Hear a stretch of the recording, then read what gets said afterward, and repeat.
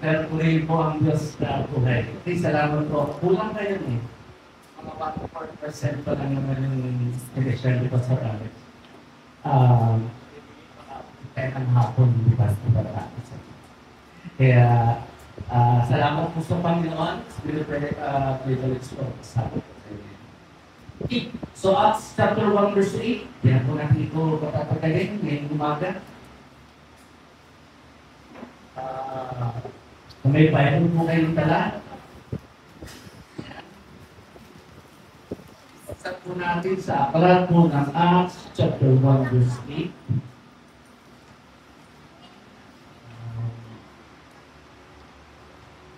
Ito pa natin pag-uusapan ngayon umaga. Nakapagdasin natin dito sa Acts kanina umaga. Na ito yung kapalit na ito po yung part po ng pag-usapan ngayon umaga. Okay? So, Acts chapter 1 verse 6, sabi po ng ESV, Acts 1:8,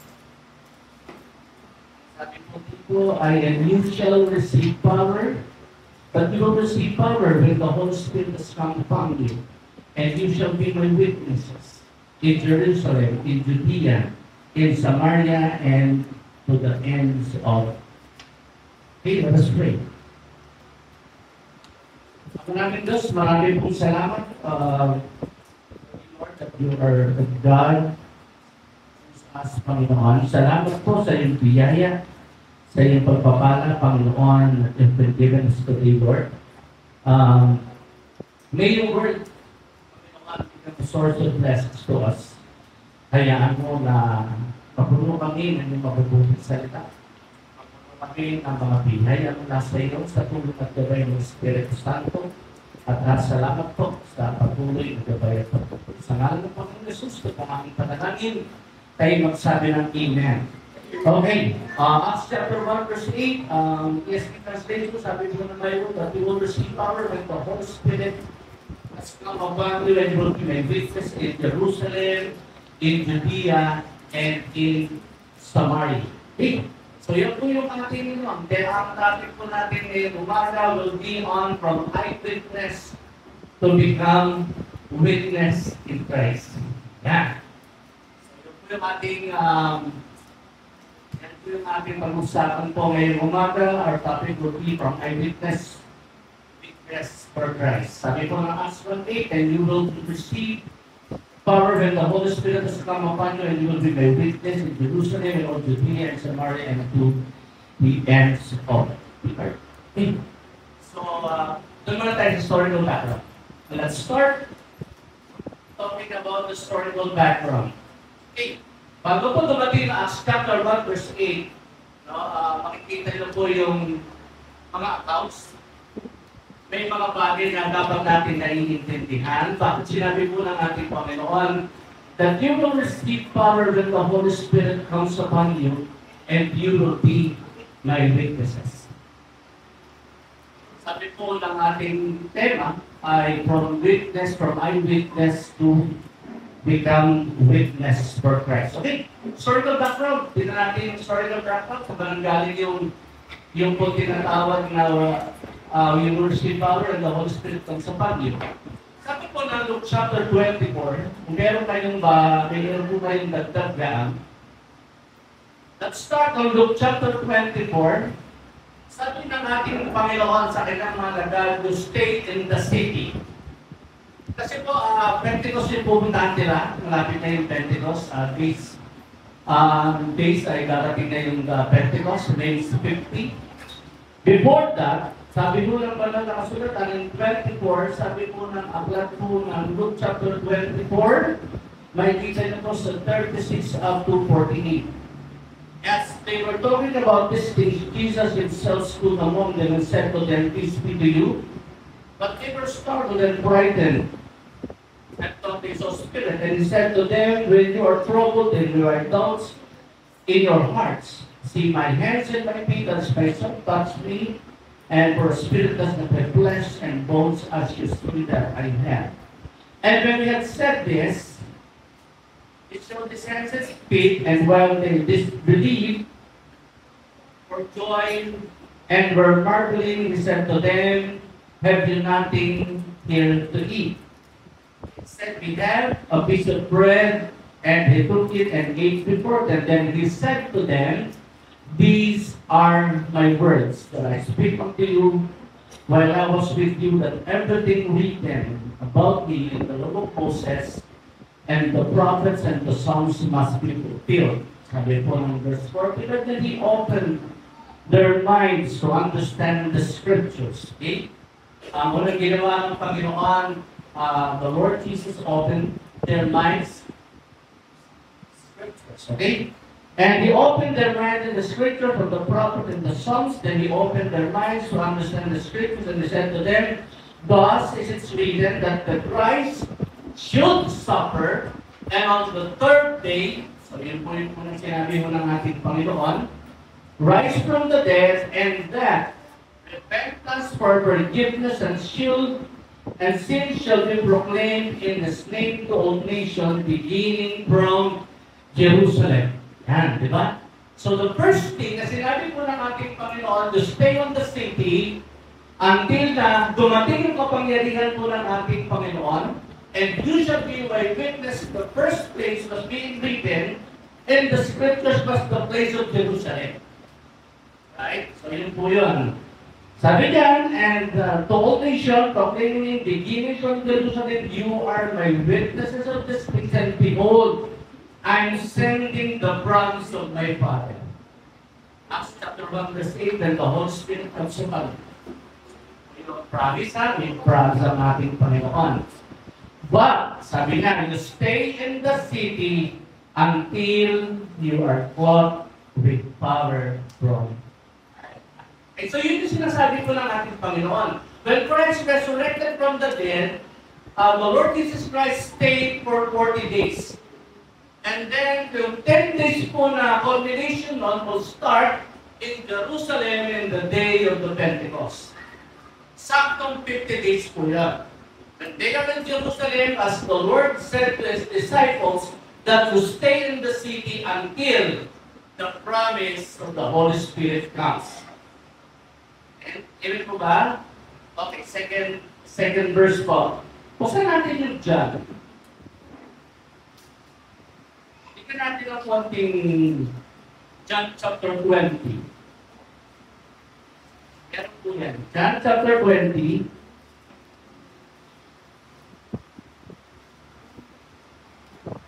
John chapter 20, verse 19 and 23. Jesus appearing to His disciples on the evening of the day, the first day of the week, the doors being locked. Yan, di ba? On the evening, the doors were being locked when the disciples were before the Jews. Jesus came and stood among them and said to them, "Peace be with you." Verse 20, when He had said this, He showed His hands and His side. Then the disciples were glad when they saw the Lord. Jesus said to them again, "Peace be with you, as the Father sent me, even so I am sending you." So meron sinabi ang Panginoon, sabi, "As the Father sent me, so I will send you." Okay. Sabi po ng preceding verse, in verse 22, and when He had said this, ano ginawa po ng ating Panginoon? The Lord breathed on them. You know, the Lord breathed on them and said to them, receive the Holy Spirit. So from the passage from John chapter 20, the first disciples have already received the Holy Spirit. Okay, so mayroon ng guarantee na binigay po ang ating Panginoon. If you forgive the sins of many and they are forgiven them, if you hold forgiveness and from any, it is withheld. So ngayon po, yung Holy Spirit na binigay po sa kanila, pertaining to by breathing, and they receive the Holy Spirit, yung pinaka-empowering po nun, happens in Acts chapter 2 when the Holy Spirit came. So, nung dumating yung banal na Espiritu, then, dumating na po yung sinasabing Greek word, the word dunamis means power. So, they start witnessing, unang-una, bago maging mabuti, matibay, makapangyarihang saksi, kailangan natin ng Holy Spirit. So, binigay na natin Panginoon in John chapter 20 and in Acts chapter 2, the promised Holy Spirit came down as a tongues of fire. Yung po yung sabi ng Acts chapter 1 verse 8, and you will receive power. Power na kapatid. And the second verse was, and you will become my witness. Yan. So yun po yung laging magkadikit. In Acts chapter 1 verse 8, and you will receive the Holy Spirit, and the Holy Spirit comes upon you, and it will produce power. Magkakaroon ka ng kapangyarihan.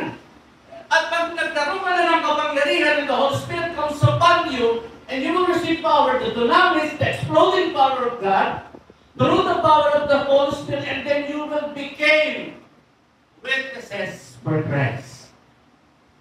Saka yung gagawin po yun. So what will be on our message po meron pong umaga? Tingnan din naman po kayo, yung word the witness po dyan, ang sabi ng Acts 1:8, nandun po yung tawag po ng Greek word po dyan ay martis. Martis. Ang Greek word po na ay martis means, mga kapatid, means someone who testifies to what they have seen or experienced. It also means someone who testifies their faith even to the point of death. So yung parang word na becoming a witness, mga kapatid, ang ibig sabihin nun, mga kapatid, yun po ay kinuha doon sa word na martyrs in the Greek word, and in the English form, ang tawag po doon ay martyr.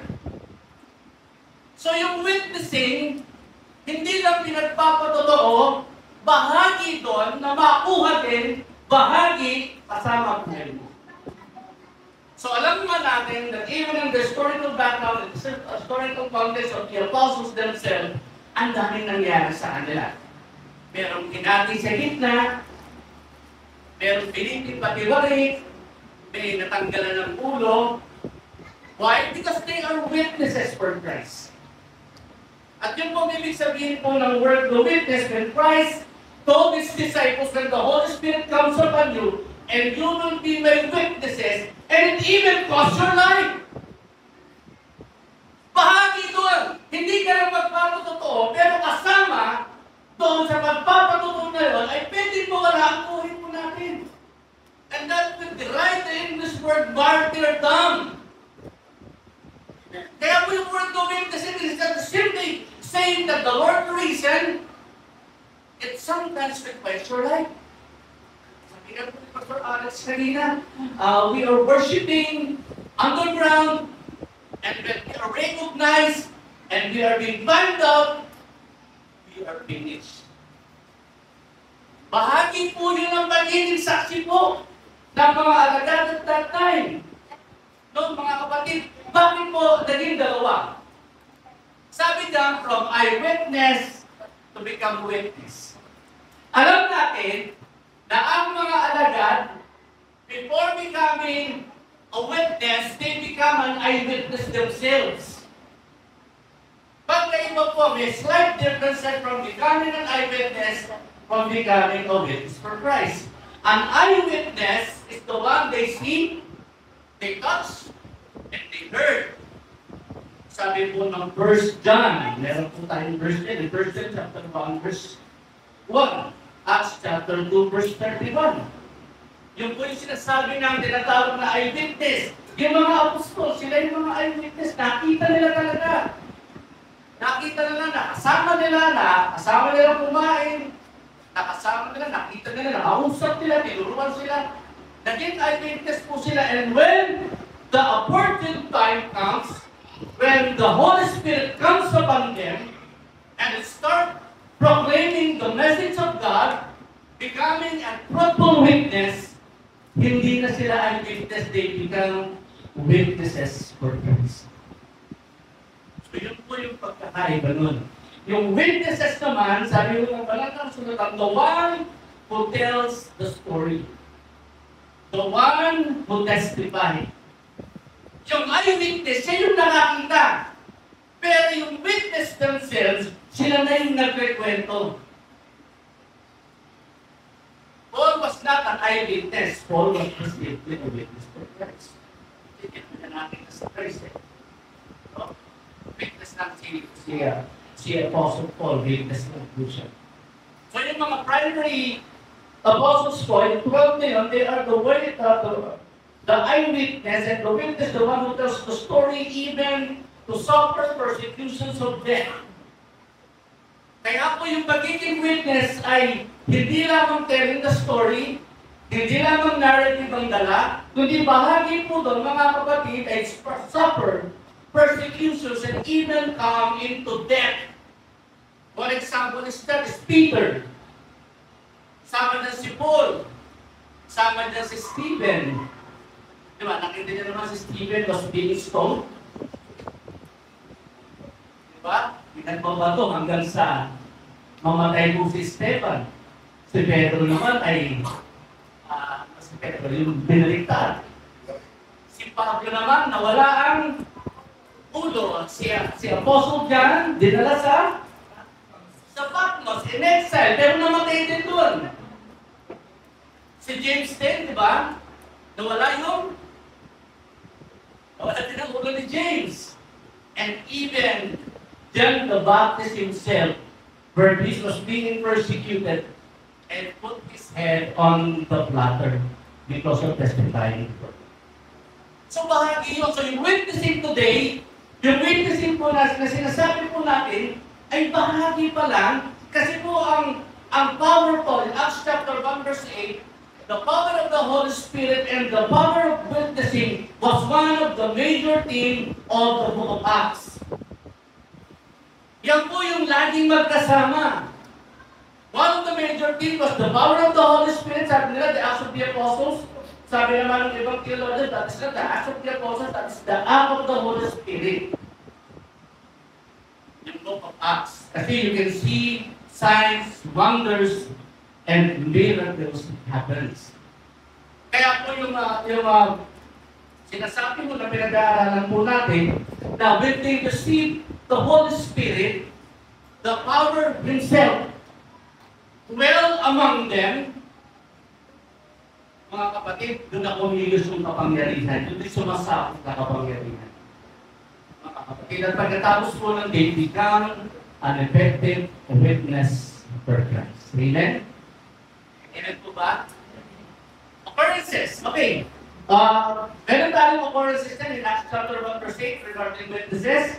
Acts chapter 1 verse 8, Acts chapter 2 verse 34, Acts chapter 3 verse 15, 5:32, 10, 39 and 41, Acts chapter 13 verse 31, Acts chapter 22 verse 15, Acts 26 verse 16. Mga kapatid, to witness is more than just giving your side of testimony.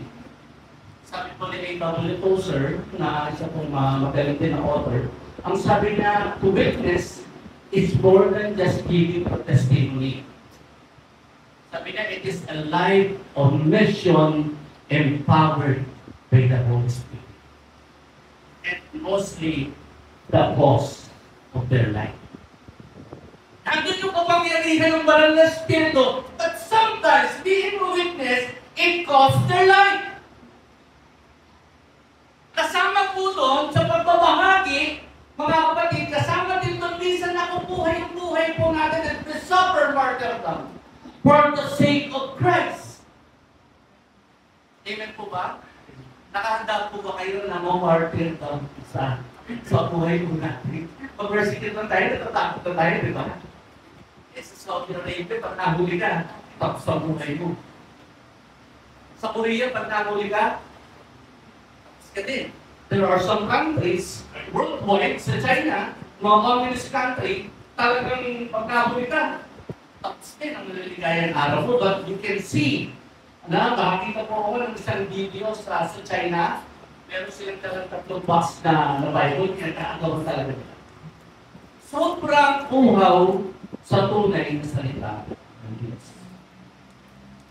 Amen po ba?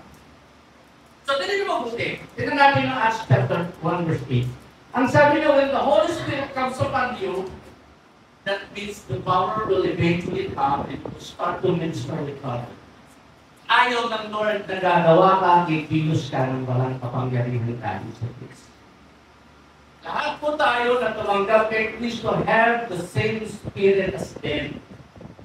The same Holy Spirit that descended from them na nasa sa atin din and dwelt among us.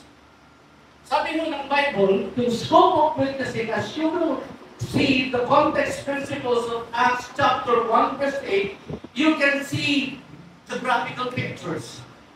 Sabi ng Lord, you will receive power when the Holy Spirit comes upon you, and you will become martyr, even to the point of death that it will cost your life. In what way? In what geographical features? You will start on Jerusalem. That will be the first place. Ever imagine in Luke chapter 20 when the Lord speaks to His disciples and sabi niya, you have to stay in the city. The first city to be witnessed is by Jerusalem. Makikita niyo po yung witnessing niya sa Jerusalem from chapter 1 up to chapter 7, you can see that the witnessing takes place first on Jerusalem. You can see the melodic line po niyan. Makikita niyo po yung witnessing na yan. Sinabi ko kanina, the melodic line po niyan from chapter 1 up to chapter 26, you can see the geographical pictures when the Lord said to His disciples that you will receive power and you will shall be my witnesses from starting Jerusalem. From Acts chapter 1 to chapter 7, you can see the main frame of witnessing start on Jerusalem. The city, the main city they have. Tapos po nun, sabi niya, you shall be my witnesses from Judea and to Samaria. Yung locations po nan, geographical speakers po nan, you will read in Acts chapter 8 up to Acts chapter 12. Makikita niyo po yung geographical pictures po niya. Effectively, when the Lord, you will be my witnesses, you will start on Jerusalem from chapter 1 to chapter 7, then you will continue in Judea up to Samaria in chapter 8 and in chapter 12. At pagdating po ng chapter 13 up to chapter 8, same thing says of the Lord happens. You will witness from Judea to Samaria and unto the uttermost part of the earth. Sino na po gumagawa nun? Si Pablo na! Papunta na siya ng Rome in Acts chapter 28 to become witness for Christ. The start of Jerusalem, continue in Judea and Samaria, and the last part will be on the ends of the earth. Sabi na ni Pastor Alex kanina, Pilipino nakarating sa Saudi Arabia. In what way? Para lang ba magtrabaho? Hindi, di ba? To witness for Christ. And that is Acts chapter 1, verse 18. You shall be my witnesses from Judea, Samaria, Jerusalem, Judea, Samaria, and on the ends of the earth. Question is about ngayong umaga. Since we are witnesses for Christ, since we are reading Acts chapter 1 verse 8, mga kapatid, have you ever questioned sometimes, ano ba dala nila? Ano po ba ang binitbit ng mga apostol becoming a witness for Christ? So, secretly, you were surveyed Acts, the book of Acts. You can see on that in verse Peter 1:16, Acts chapter 10 verse 39, Acts chapter 3 verse 11, Acts chapter 5 verse 27 and 32, Acts chapter 13 verse 26 and 32, Acts chapter 26 and 18, and Acts chapter 2 verse 32, 22 and 33. ever considered that message?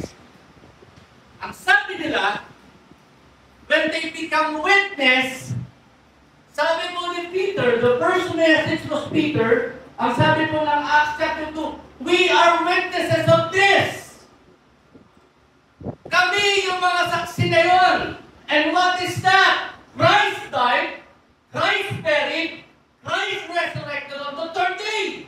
And that repentance and forgiveness when we praise on His name. No more, no less. Ano po ba? Basahin niyo po ang Acts. Marami makikita dyan. Ang sinabi lang nila, pinagpapatutuo namin na yung Kristo na tinanggap namin na kami ay ginawang witness. Ang sabi na we are witness that Christ died, Christ buried, and Christ resurrected on the third day, and He has promised that He will back. Amen. Same message of the witnesses in Christ. Nandun lang tayo sa buong Acts. Kasi po, witnessing. Pero, huwag natin kalilimutan to become an effective witness, hindi dapat mawawala sa iyo ang banal na Espiritu. Laging magkadikit po yun. Kahit magaling ka, at inopen ka, you're good in public speaking, pero pag wala ang banal na Espiritu dyan, you will be a clanging cymbal. Para ka lang nag-iingay, wala kang power. And sabi na, you will receive power. And when you are powerful enough, performing miracles, kahit na yung apron lang o yung shadow, makakagawa ng kapangyarihan ng ating Panginoon at ipinagsisigawan nila na kami ay mga saksi ng taong ito na namatay, na nailibing ng the third day, He rise again. And that forgiveness will be praised on His name. No more, no less. Amen po ba? And as we are today, mga kapatid, that we have the same message. Wala naman tayong ibang dalang mensahe. We are people, kingdom people to enter into His kingdom, and when you will enter into His kingdom, you will become a powerful witness because the Holy Spirit will come upon you. And when you have the Holy Spirit, you have the power that explodes. That even the demonically possessed ay umaalis. Yung divination nawawala. Sabi na ni Peter, several Lord, have I not, but I will give such ID in the name of Jesus. In the name of Baptist. Diba? In the name of Jesus, rise up and walk. Naging si Elymas, the sorcerer, diba? Sabi na, can you give me that power so that whenever I speak on the name of Jesus, power will came. Sabi ng Panginoon sa kanila, sabi ng Pedro sa kanila, sabi na, you will perish to build your money. Akala mo na ang kapangyarihan ay nagpipili. The same Holy Spirit. Diba? May nag-prophesy. Diba? May nag-prophesy. May nag-prophesy sila, sabi na, I adjure you in the name of Jesus kung false preach. Get out! Sumagot ng demonyo, sabi ng demonyo sa kanila, I know Peter, I know Paul, I know Jesus, and who are you? The power of the Holy Spirit was very present if you read the book of Acts.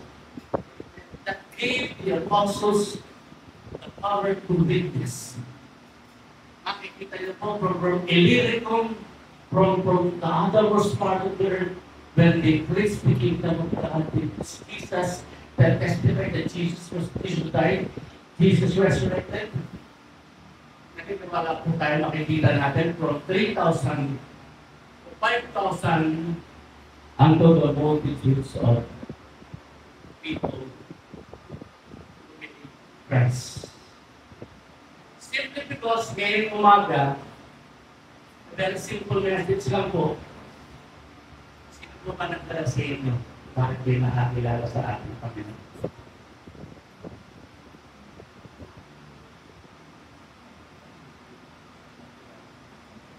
I remember, naalala ko po na si Brother Robert, po ay siyempre nalapit na rin sa amin. Wala siyang ibang mukhang pibig. Si Brother Robert, wala siyang mukhang pibig, kundi yung pangalan, Pastor Alex, pibig. Si Brother Robert, kaya nag-isip naman yun. Whenever nagkakaroon kami ng discussion sa kanina, alam mo ba yung pastor na kasama namin? Pupunta kami ng Batangas, pupunta kami ng tapos ang tagamasa namin yung pogi, hindi na po pangit pogi na po yung pastor namin. Napaka-pogi po yan. Even ba, pastor? Kasi, di ba? Nakita na sa tapos, di ba? For the love of the Lord and for the love of witnessing that encourage the church, pagbiyahe ng madaling araw, magkikita sa Pasay, sa Magallanes, eventually travel from Magallanes to Batangas, pagkatapos ng service, babalik, bababa ng Balintaba, ibibenta yung mangga. Kasi wala silang pamasahe. Wala silang pamasahe. Sabi ka sa Brother Robert, tanong natin naman kami. Dadapayan ng pako. Diba? Gusto niya dapat yung pako. Actually, ano yun eh, Robert sa akin, Bishop tayo siya ng pako eh. Tinanggihan ko lang sabi ko, Bishop, malapit po yan sa gasolina eh. Makasabog na lang ng gasolina. So ano po yun, yung pako church, diba? Brother Dennis, from early in the morning, pagkatapos nun, lugo lang ang matapat, bakit natin nagagawa yun? Kung wala sa atin ang presensya ng Diyos. As if, matagal pa lang, magaling na tayo. Amen po ba? Nung nakaupo ako doon sa table ko ni Pastor Roslyn De Leosa, nakaupo ako doon, sabi niya, Pastor, sabi ko, Brother Dick, wala tayong gagawin na. So, punta tayo ng shake natin, kung mga ngaral ako, tapos, kakainin natin lugaw ng pabig. Kasi natin yung love for witnessing. Natin yung love po, na mga kapagkita, yung kapangyarihan, yung init, ng banal na spirito, laging natin, that will stand bravely and courageously for the love of the Lord. Nandun kasi ang banal na spirito na saan lagi tumutulak sa atin ko. Nandun ang banal na spirito that provides power. Nandun ang banal na spirito na sabi ng Acts 1:8, the dunamis power that ultimately explodes.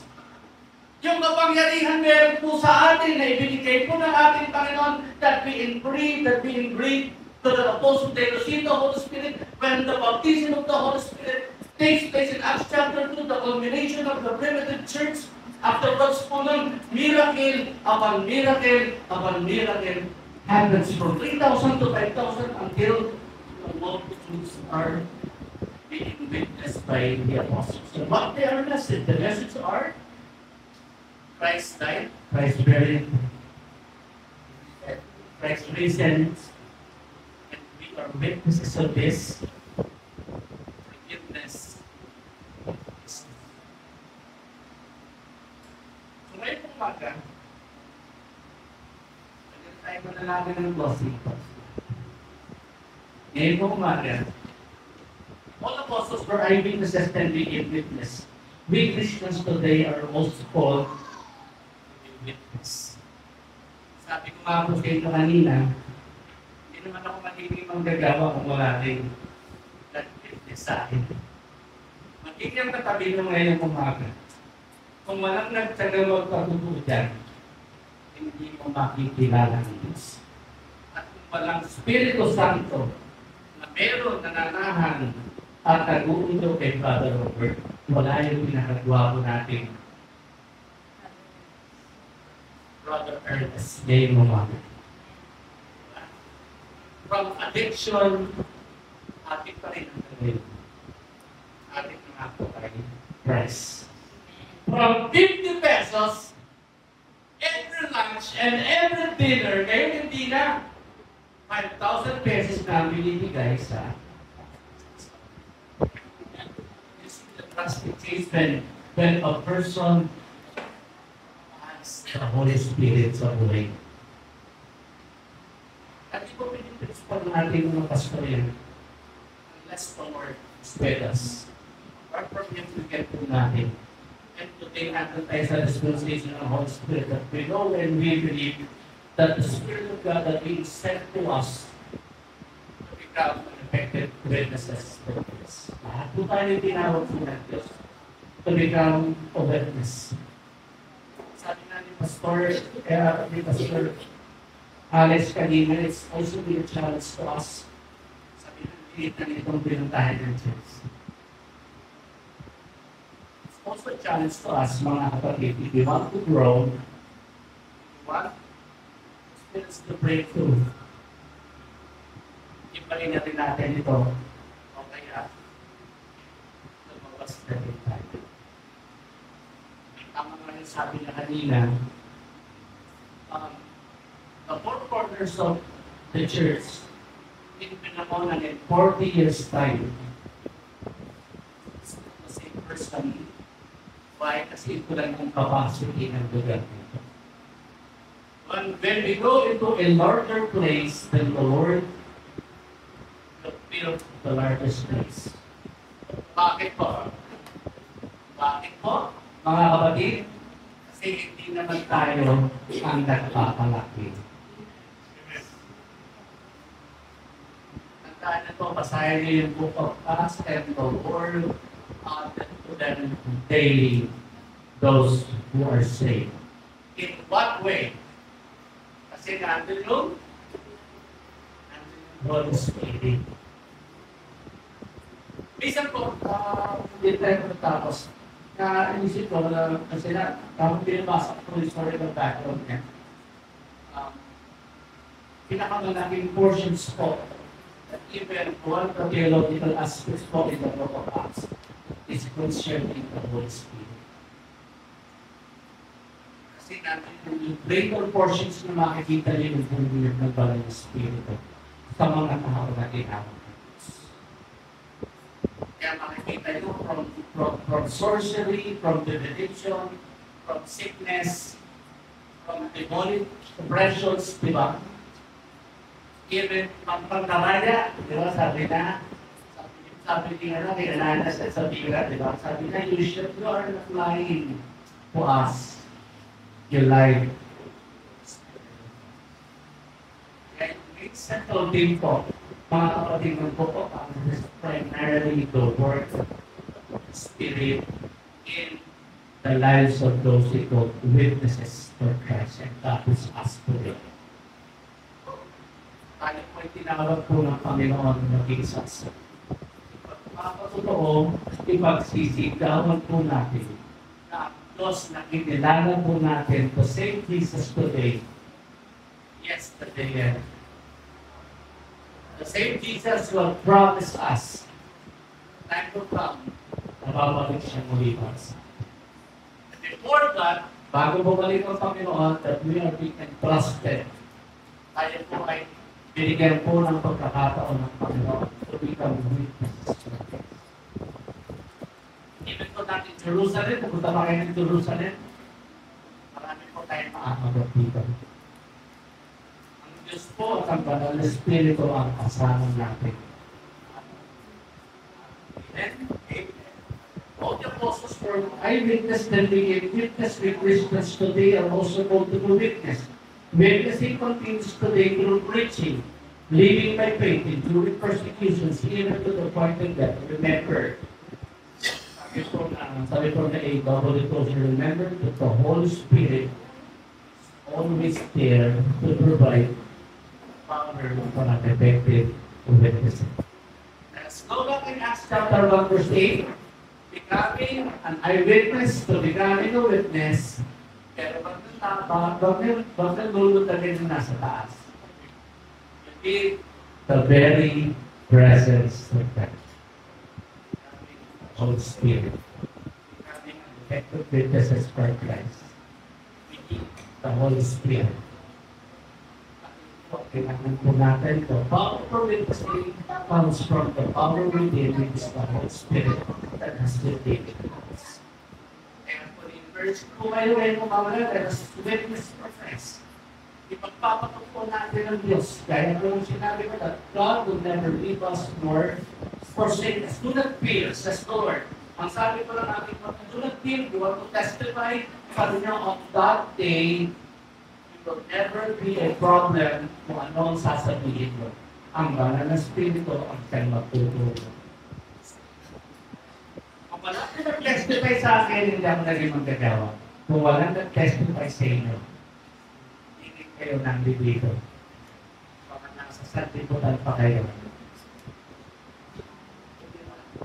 O either nasa kulungan kayo, o kaya nadala kayo sa 6 feet under. Yun ang pupunta ko. Wala naman ito pupunta ko. Either worse as to worse, become worse. But in Christ, that's Amen? That's Lord, marami pong salamat, Panginoon, ngayong pong umaga. We are very thankful, Panginoon, that you give us the ministry of witnessing. And we are thankful, Lord, that even when you witness you, Panginoon, sa lahat po ng tao, there is the ever-presence of the Holy Spirit resides in us and given us power, Panginoon. Maraming salamat po, Panginoon, that we are not alone, Panginoon. Nariyan ka, nariyan ang presensya mo, Panginoon, that eventually lead us, Lord, and guide us into all truth, Panginoon. Na alam mo, Panginoon, na ang bawat haharapin namin at pagpapatutuhan namin simula sa naging patutuhan ng mga alagad, maraming nakakilala. Lord, kayo din kami, Panginoon. Gamitin mo kami as an effective witnesses through the power and guidance of the Holy Spirit, Lord. Maraming pong salamat, Panginoon, sa araw na ito. At nawa ang mensahe ito, pagkindaan ko ng kalakasan namin at mataas ang buhay. Panginoon, ang Panginoon Jesus na sa ibigay ng buhay sa amin, mabigyan namin ng patuloy na kalayaan, Panginoon, ang banal na Espiritu na kumino sa amin, Panginoon, para kami, O Diyos, ay paggamit sa mas ikadulughati, ikadanakilan ng iyong pangalan. Sa pangalan po ng Panginoong Jesucristo, ito po aming pasasalamat. Tayo po lahat ay magsabi ng malakas na Amen. Salamat po at